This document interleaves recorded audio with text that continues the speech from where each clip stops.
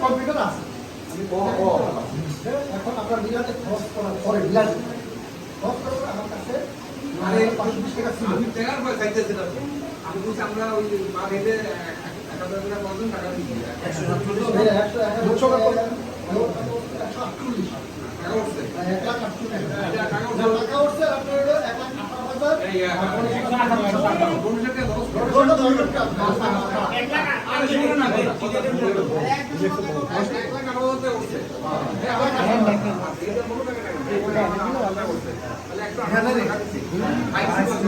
ইউটিউবে দিয়ে দেবে ইউটিউবে